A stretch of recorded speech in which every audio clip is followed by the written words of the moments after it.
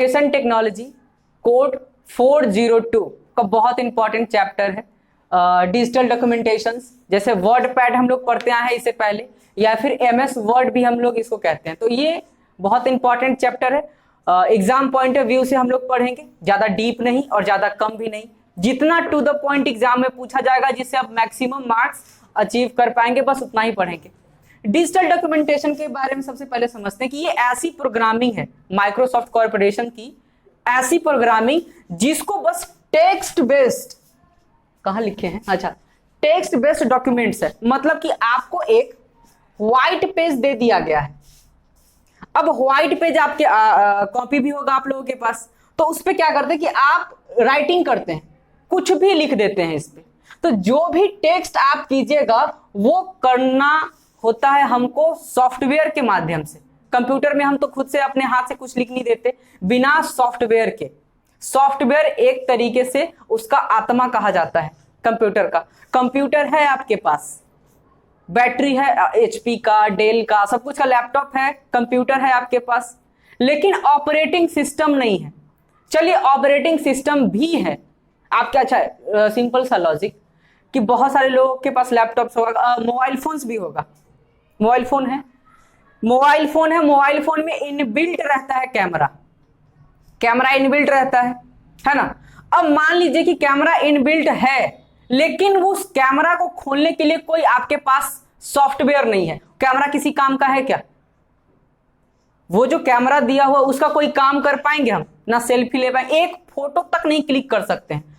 अब photo click करना है तो उसके लिए वो जो एक हार्डवेयर है, हार्डवेयर को यूज में लाने के लिए हमको सॉफ्टवेयर का यूज करना पड़ता है। जब तक कि आपके पास कैमरा का एक सॉफ्टवेयर ना होगा, आप उस कैमरे का यूज कर ही नहीं पाएंगे। बहुत सारे लोगों के पास लैपटॉप भी होगा ना।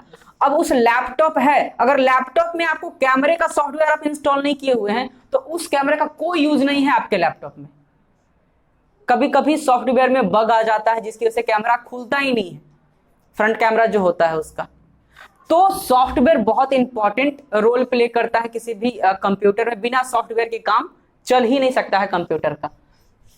तो अगर आपको टेक्स्ट करना है, अगर आपको डॉक्यूमेंट बनाना है, अब जैसे जैसा जैसा आपका काम है उसी के अकॉर्डिंग सॉफ्टवेयर्स भी बनाए जाते हैं। अगर आपको लिखने का कोई भी काम है, जैसे अगर आप लेटर लिखना चाहते हैं, आप नोटिस लिखना चाहते हैं, तो ये सब तो टेक्स्ट का काम है, और अपनी कॉपी में भी तो टेक्स्ट ही करते हैं ना। तो उस सब को हम लोग करेंगे डिजिटल डॉक्यूमेंटेशन में। अगर आपको मैथमेटिकल कोई ऑपरेशन करना है, मैथमेटिक्स का यूज करना है, तो उसमें तो क्या कैलकुलेशंस वाली बात है। और कंप्यूटर हम लोग यूज ही क्यों करते हैं? अपना काम आसान बनाने के लिए कंप्यूटर का यूज क्यों करते हैं? अपना काम बहुत हद तक आसान बना ले, और यूज उसका हम लोग इसीलिए करते हैं कि एफिशिएंट और उसमें गलती का कोई पॉसिबिलिटी ही ना हो, इसलिए ना हम लोग यूज करते हैं। तो अब इसको समझना है, जैसे कि अब अगर टेक्स्ट वाला कोई भी काम हो तो डॉक्यूमेंटेशन का, अगर मैथमेटिकल कोई भी ऑपरेशन करना हो तो स्प्रेडशीट का यूज करेंगे। अगर आपको स्लाइड्स बनाना है, फोटोज बनाना है, म्यूजिक ऐड करना है, वीडियोज ऐड करना है, ठीक है, तो उसके लिए हम लोग क्या यूज करते हैं? Digital presentation. अगर आपको कोई स्टोरेज डिवाइस चाहिए, आपको कुछ सेविंग डिवाइसेस चाहिए, तो स्टोरेज के लिए हम लोग डाटाबेस मैनेजमेंट सिस्टम भी यूज करते हैं, जहां अपना सारा डॉक्यूमेंट्स स्टोर करना, सबको अरेंज करना, सिस्टमैटिक मैनर में अरेंज करके रखना।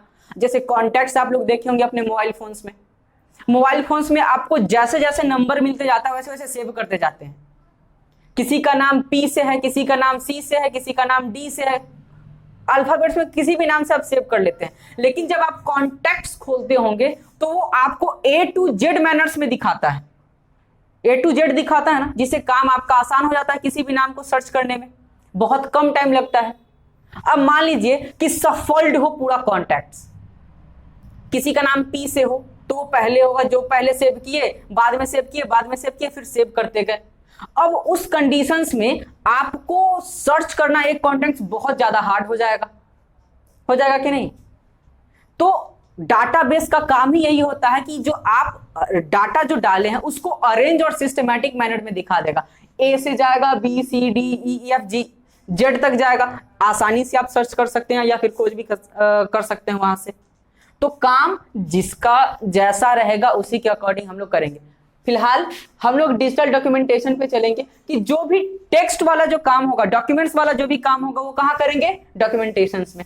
अब इतने सारे फीचर्स होते हैं जो हम क्या क्या कर सकते हैं। पहला है टेक्स्ट एडिटिंग, अगर आप कोई भी टेक्स्ट लिखे हैं तो उसको एडिट कर सकते हैं, अरेंज कर सकते हैं। दूसरा ऑटो फॉर्मेटिंग, ऑटो फॉर्मेटिंग में कि पेज का सेटअप कैसा रहेगा, आपका पैराग्राफ का सेटअप कैसा रहेगा, वो ऑटोमेटिक आपके नीड्स के अकॉर्डिंग करना है तो फॉर्मेटिंग टेक्स्ट में आप अलग अपने तरीके से कर सकते हैं।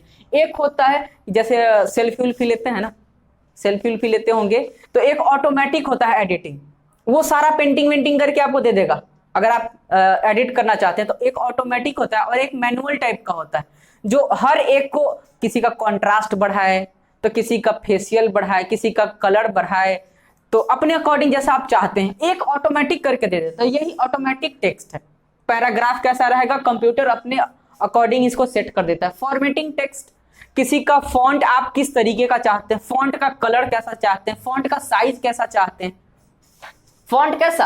अब ये टेक्स्ट लिखा हुआ है, हम इस टेक्स्ट को हम इतना बड़ा भी तो लिख सकते हैं, इतना बड़ा, ये क्या हुआ, ये टेक्स्ट का साइज बढ़ा भी घटा भी सकते हैं अपने अकॉर्डिंग जैसा हमारा नीड होगा। हम कर सकते हैं, इसको बोल्ड कर सकते हैं ना, हम इसको हाईलाइट भी कर सकते हैं, हम अंडरलाइन भी कर सकते हैं, हो सकता है इसको हम काट भी सकते हैं। तो अपना नीड्स जैसा होगा। अब हो सकता है कि इसका स्टाइल आपको पसंद ना है तो आप नया स्टाइल लिखिएगा। राइटिंग अच्छी है मेरी, वैसे आप लोगों को शर्म आ सकता है। तो हम कैसा भी फॉन्ट का कलर, साइज, शेप कैसा भी रख सकते हैं अपने according. OLE, object linking embedding. अब दो ऑब्जेक्ट्स को कैसे लिंक करना है, जैसे सिंबल्स ये सब जो यूज करते हैं हम लोग, उसके लिए use. GUI, graphic user interface, ये टेक्स्ट को और डॉक्यूमेंट्स को बहुत आसान और सिंप्लीफाइड बना देता है। ये हम लोग आगे पढ़ेंगे धीरे। लैंग्वेज एंड ग्रामर, लैंग्वेज और ग्रामर बहुत इंपॉर्टेंट, ठीक ना। कौन से लैंग्वेज में आप टेक्स्ट कर रहे हैं ये इंपॉर्टेंट है। बहुत सारे लोग, अब मैक्सिमम लोग जो डिफॉल्ट होता है वो इंग्लिश में ही सेट करते हैं, लेकिन टेक्स्ट बस इंग्लिश में ही लिखा जा सकता है क्या? आप हिंदी में भी लिख सकते हैं, संस्कृत में भी लिख सकते हैं, मैंडरीन में भी लिख सकते हैं, वही चाइनीज वाला सिंग चांग चुंग चुंग चुंग वाला। भले ही अब बोलने में आसान हो, लिखने तो नहीं आता, चिड़चिड़ी जैसा जैसा कुछ ऐसा पार देता है, तो उसके लिए वही हो गया। हमारे लिए ये बस कट्टम ऐसे ऐसे खेल लेना है और इसको ऐसे ऐसे काट देना, तो ये चाइनीज हो गया, हाँ। तो वो अलग अलग होता है। उसके बाद ग्राफिक्स का यूज, एक डॉक्यूमेंट में ग्राफिक्स का यूज कैसे कैसे करना है, ग्राफिक्स वेरियस टाइप्स के होते हैं, उसका यूज करना है। उसके बाद मेल मर्ज, मेल मर्ज का काम सबसे ज्यादा इंपॉर्टेंट है। कोई अगर आप डॉक्यूमेंट बना लिए, उसको बहुत सारे लोगों को भेजना हो, तो एक बार में एक ही भेजते हैं और एक बार में बहुत सारे लोगों को भेजना है, तो उसके लिए यूज क्या करते हैं हम लोग, मेल मर्ज का। जैसे व्हाट्सएप पे देखते होंगे कि एक बार शेयर ऑप्शन पे गए, व्हाट्सएप पे गए, एक कॉन्टैक्ट को गए, अब 5 ही लोगों को अब मैक्सिमम भेज सकते हैं। लेकिन अगर आपको 100 लोगों को भेजना हो तो 20 बार करना होगा, ठीक है ना। तो ज्यादा आसान क्या है, शिफ्ट कर जाइए टेलीग्राम पे 1000 को भेज दीजिए, कोई दिक्कत नहीं, टेलीग्राम बुरा नहीं मानता है। व्हाट्सएप वाला का एकदम अजीब है थोड़ा सा, हाँ वो हमको नहीं पता ना। 9 में सिक्योरिटी ऑफ फाइल्स। अब कोई भी डॉक्यूमेंट्स, अगर अच्छा आप लोग कभी आधार कार्ड आप लोगों के पास है, अगर आप आधार कार्ड होगा आप लोगों के पास तो देखे होंगे, अगर डाउनलोड कीजिएगा उसको डिजी लॉकर से, तो सबसे पहले उसको डॉक्यूमेंट को खोलने से पहले आपको प्रोटेक्शन मांगता है, एक पासवर्ड मांगता है। आप कोई भी डॉक्यूमेंट अगर बनाते हैं तो उसमें सिक्योरिटी लगा सकते हैं, बिना आपके दिए हुए पासवर्ड के अलावा वो खुल ही नहीं सकता है। कभी कभी व्हाट्सएप पे मैसेज भी तो आता होगा कि ये वाला पिन डालिए आपका डॉक्यूमेंट खुल जाएगा, उसमें आपको थोड़ा सा बेवकूफ जैसा कुछ बना देता है, अप्रैल फूल टाइप का। आप लोग के साथ कभी कभी आता होगा कि हाँ 1 2 3 4 डालो, 4 0 डालो और उसके बाद ये डॉक्यूमेंट खोलो, उसमें रहता है Diwali offer, happy Diwali to all, वैसा वैसा कुछ कुछ रहता है ना। कभी यूज किए हैं? आता ही होगा, दुनिया है आता ही रहता है, हम लोग प्योर बिहारी है ना। 10 ऑनलाइन हेल्प ऑप्शंस। अगर डॉक्यूमेंट्स को में कोई भी ओपन करने में प्रॉब्लम्स हो रहा है, एडिटिंग करने में कोई ऑप्शन हो रहा है, प्रॉब्लम हो रहा है, कोई फंक्शंस आपका सही ढंग से काम नहीं कर रहा है, तो आपके पास ऑनलाइन हेल्प ऑप्शंस भी है कि आप उस प्रॉब्लम्स को फिक्स कैसे कर सकते हैं, मैनेज कैसे कर सकते हैं, उसी के लिए। अब थोड़ा सा हम लोग आगे बढ़ेंगे, डॉक्यूमेंट्स कैसे कैसे बनाना है, हेडर फुटर्स का कैसे यूज करना है, अलाइनमेंट कैसे सेट कर सकते हैं, मेल मर्ज, बहुत सारे वेरियस चीजें हैं। अब इस पे आगे बढ़ेंगे। चलिए अब देखना है कि हम डिजिटल डॉक्यूमेंटेशन को स्टार्ट कैसे करते हैं, इस पेज पे काम कैसे करते हैं। सबसे पहले आपको एक पेज को खोलना है। अब पेज को खोलना कैसे है, सबसे पहले क्लिक करना है कहां, स्टार्ट बटन। स्टार्ट बटन कहां होता है आपको तो पता ही होगा, ये है एक आपका स्क्रीन और सबसे बॉटम पे इस कॉर्नर पे क्या रहता है, स्टार्ट बटन। ये तो सबको पता होगा ना, धुंधला धुंधला से पता है कि पक्का पता है। अब जैसे ही स्टार्ट बटन पे क्लिक करने के बाद आपको कहां जाना है, ऑल प्रोग्राम्स। ये सबसे बॉटम में ही रहता है ऑल प्रोग्राम्स का। जैसे ही क्लिक कीजिएगा बहुत सारा पेज इधर खुलेगा और सबसे नीचे रहता है क्या, ऑल प्रोग्राम्स। ऑल प्रोग्राम्स में आपको सर्च क्या करना है, माइक्रोसॉफ्ट ऑफिस। अब माइक्रोसॉफ्ट ऑफिस का पैकेज रहता है, अब बहुत सारा और सॉफ्टवेयर जो आप इंस्टॉल कर रखे होंगे ना, वो सब भी दिखाएगा इस पैनल में, लेकिन आपको सर्च क्या करना है ऑल प्रोग्राम्स में, माइक्रोसॉफ्ट ऑफिस। अब उसमें माइक्रोसॉफ्ट ऑफिस में आपका पेंट भी रहेगा, स्प्रेडशीट भी रहेगा, प्रेजेंटेशन भी रहेगा, डाटाबेस मैनेजमेंट सिस्टम भी रहेगा, ये डॉक्यूमेंटेशंस भी रहेगा। तो आपको क्लिक कहां करना है, एमएस ऑफिस वर्ड 2007 पे। अब काम करना है किस पे, वर्ड पे ही ना। कहां काम करना है, वर्ड पे। जैसे वर्ड आपको दिखे उस पर डबल क्लिक कर देना है। अगर आप माउस से कर रहे हैं तो क्या करना है, डबल क्लिक कीजिएगा तो आपको एक ब्लैंक पेज खुलेगा। क्या होगा, ब्लैंक पेज खुलेगा। अब ये ब्लैंक पेज खुला है तो इस पे बहुत सारा फंक्शन है।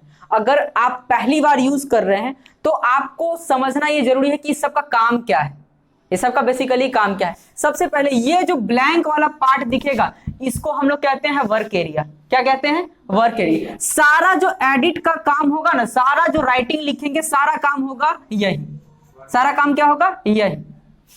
अब उसके बाद ये वाला जो पार्ट होता है, ये डॉट डॉट वाला पार्ट है, ये इसको कहते हैं वर्टिकल बार। मतलब कि ये कहां कहां कितना कितना काम किए हैं और पेज को कितना खिसकाना है, आगे पीछे करना है, देखना है, उसके लिए हम यूज करते हैं वर्टिकल बार। और सेम टू सेम होता है एक हॉरिजॉन्टल रूलर भी, इसको भी हम लोग देखते हैं कि कितना पेज को कितना खसकाना है, आगे पीछे करने का जो भी काम होता है हम इससे भी हॉरिजॉन्टल बार और वर्टिकल बार से करते हैं। उसके बाद ये 3 मेन बटन होता है, आपको ये दिखेगा 3 मेन बटन। एक माइनस वाला रहता है, इसको हम मिनिमाइज कर लेते हैं, तो मिनिमाइज बटन, ये माइनस वाला जो पार्ट रहता है ना उसको क्या कहते हैं हम लोग, मिनिमाइज। अब जैसे कि मान लीजिए कि ये पेज पे आप काम कर रहे हैं, अचानक से कोई काम याद आ गया कि कोई और सॉफ्टवेयर में हमारा हेल्प चाहिए उसको, मतलब इस वर्ड को लिखते लिखते आपको गाना बजाने का मन कर गया, तो आप क्या कीजिएगा, डायरेक्ट मिनिमाइज बटन पे क्या प्रेस करना है, ये क्या हो जाएगा, मिनिमाइज हो जाएगा। गाना चला लीजिए, गाना बज रहा है, फिर उसको मिनिमाइज करके इसको क्या कर लेंगे, मैक्सिमाइज। क्या कर लेंगे, मैक्सिमाइज। अब यहाँ एक आपके पास टास्क बार भी होता है, इसको क्या कहते हैं, टास्क बार। अब टास्क बार में क्या है कि जैसे आप मोबाइल फोन में बहुत सारा एप्लीकेशन से एक बार चला के नहीं छोड़ देते हैं, और उसके बाद 3 बटन होता है, एक बैक बटन होता है, एक होम बटन होता है और एक मैक्सिमाइज वाला होता है। जहां जैसे उसको क्लिक करते हैं तो बैकग्राउंड में जो भी ऐप खोल रखे होते हैं वो आपको एक बार में दिखता है, जिसको आपको खोलना है क्लिक किए वो आपके फेस पे आ जाता है ना स्क्रीन पे। सेम टू सेम इसके साथ भी वैसा ही है। एक हुआ कि मिनिमाइज, मतलब कि जल्द होम बटन। अब मान लीजिए कि आप यूट्यूब चला रहे हैं, यूट्यूब चलाते चलाते कोई काम आ गया, कोई मतलब गेम खेल रहे हैं अचानक से, अब मम्मी उधर से आ गई चप्पल लेके, है ना, तो अब मम्मी को तो दिखाना कि हम तो पढ़ रहे हैं, अब मम्मी से बचना है, मम्मी के चप्पल से बचना तो है, तो आप झटपट में क्या कीजिएगा, सबसे पहले होम बटन दबा देते हैं कि ताकि वो एकदम स्क्रीन ब्लैंक हो जाए, तो वो मिनिमाइज कर लेंगे। क्या करेंगे उसके लिए, मिनिमाइज। जैसे ही मम्मी गई टास्क बार खोले और फिर मैक्सिमाइज, गेम स्क्रीन पे, काम आपका शुरू। तो वही है। अब ये है क्लोज बटन। ये क्या है, क्लोज बटन। अगर आप इस पेज को, इस एप्लीकेशन को आप क्लोज करना है, मतलब इसको हटाना है, तो क्लोज बटन पे आप प्रेस कर सकते हैं। इसको कहते हैं हम लोग ऑफिस बटन। सबसे टॉप पे होता है ऑफिस बटन इसको कहते हैं, जहां से save, print, paste, copy, cut सब कुछ यहाँ आपको ऑफिस बटन में प्रेजेंट रहता है। अगर आपको सेव करना है, Ctrl+S नहीं आपको आ रहा है, तो क्या करना है, आपको कहाँ जाना है, ऑफिस बटन पे। यहाँ क्लिक कीजिएगा, आपको सेव करने का, कट करने का, कॉपी करने का, पेस्ट करने का, पेस्ट स्पेशल का सब ऑफर आपको कहाँ देगा, ये ऑफिस बटन में। अब यहाँ पे बहुत सारा ऑप्शंस होता है, शॉर्टकट्स जितने भी होते हैं ना मेन। अब यहाँ इसको कहते हैं हम लोग ग्रुप। अब ग्रुप क्यों कहते हैं, क्योंकि कोई भी टेक्स्ट का अगर आपको फॉर्मेटिंग चेंज करना है, यहाँ बोल्ड करना है, इटैलिक करना है, अंडरलाइन करना है। अब किसी मैथ्स में काम कर रहे हैं तो स्क्वायरिंग का भी तो काम होता है। अगर केमिस्ट्री पढ़ रहे हैं तो उसमें भी तो कुछ कुछ न्यूमरल यूज करना होता है, तो उसमें क्या करेंगे कि सुपर स्क्रिप्ट, सब स्क्रिप्ट सबका यूज कहाँ से करना है, यहाँ से। शॉर्टकट एक बॉक्स दिया हुआ रहता है। उसके बाद है डायलॉग बॉक्स। अब वर्ड का काम कर रहे हैं तो डायलॉग बॉक्स का काम इंपॉर्टेंट है। अब इस डायलॉग बॉक्स में क्या रहता है कि आप अपने पूरे जो टेक्स्ट लिखे हैं उसको अरेंज कर सकते हैं।